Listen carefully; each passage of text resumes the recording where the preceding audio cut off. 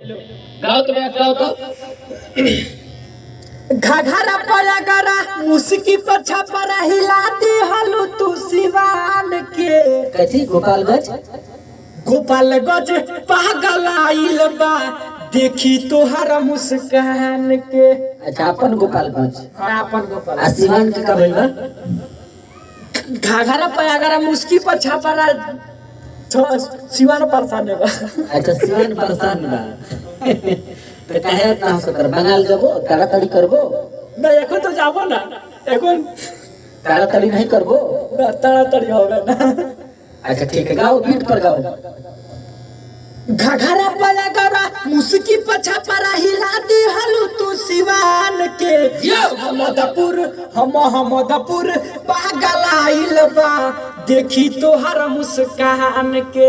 अपन मोहम्मदपुर आई लाला टल्ला मोहम्मदपुर आज बाजार है गाओ तो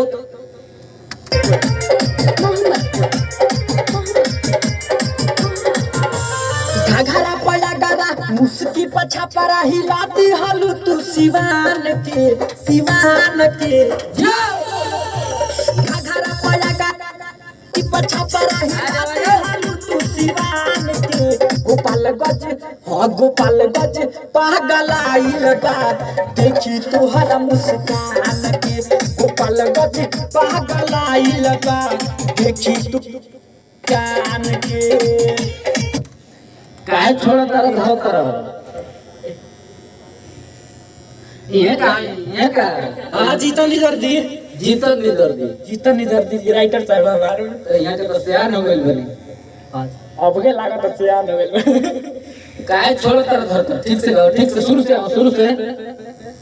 से बढ़िया से आप लोग हाँ तो कैसे है आप लोग? कैसे हैं आप लोग हमारा बेहुदा आदमी है जी शुरू से गाओ घघरा पया गरा मुस्की पछा परा हिलाती हलू तू सिवान के। घघरा पया गरा मुस्की पछा परा हिलाती हलू तू सिवान के। गोपालगंज पागल आइल बा देखी तोहरा मुस्कान के। गोपालगंज पागल आइल बा देखी तोहरा मुस्कान के। ए तू तो बड़ा बढ़िया कर रहा है ब्यास हाजी कब गाली ले कब गाली ले मास्क लगा के गाओ कोरोना से डर नहीं लगता है लगता है जीतन निकाल ले उसके बाद लगा लेंगे। अच्छा क्या कर रहे हो ठीक बा अंतरा में घुसो अबे यहाँ अकेला नहीं बनी। अच्छा अकेले वाला घुस के जाओ घुस के अंतरा आई हल्का मचवले बारू यूपिया बिहार में सदर होता तोहरे आजा काहे रुक जाता रे ब्यास काहे फंस जाता फंस जाता है मतलब रुक जाता सब। अच्छा फंस जाता है वाह ठीक से गाओ बढ़िया से फिर से आओ अंतरा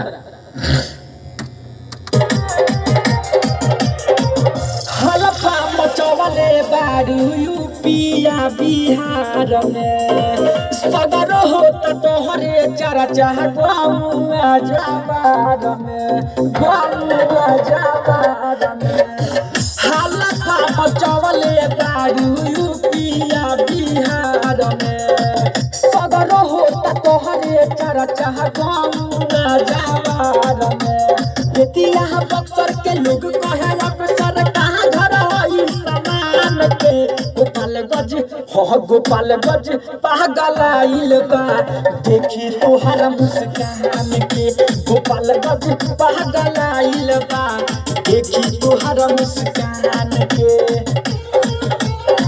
बहुत बढ़िया अच्छा गाओ तेरे ब्यास तो कबो हिला ले कबो हिलाओ तेरा कहाँ घर हो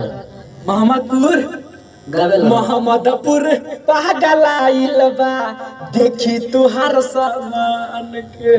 कौन सामान का बेचतिया पोपिया मुस्कान के मतलब है वो किसे बोल का बेचतिया पोपिया लीची आम बेचत रहला आम के सीजन गइल हम ताकतिया टुकुर टुकुर आओ लास्ट अंतरा आइए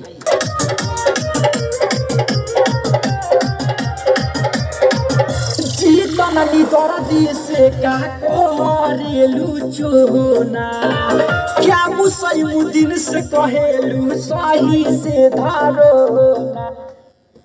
पूरा खानदान का नाम ले लो अपना महाराष्ट्र फ्रेंड हलो अच्छा फ्रेंड हेलो गर्लफ्रेंड की बॉयफ्रेंड बॉयफ्रेंड अच्छा ठीक आओ फिर से आओ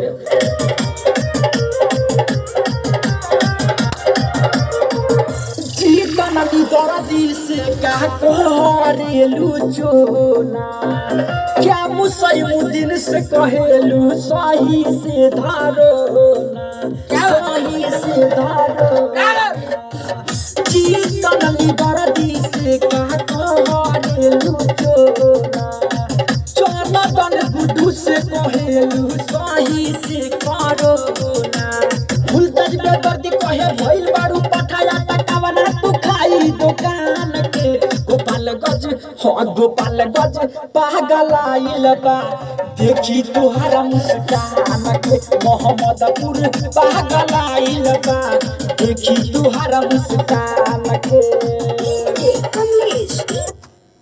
डीजे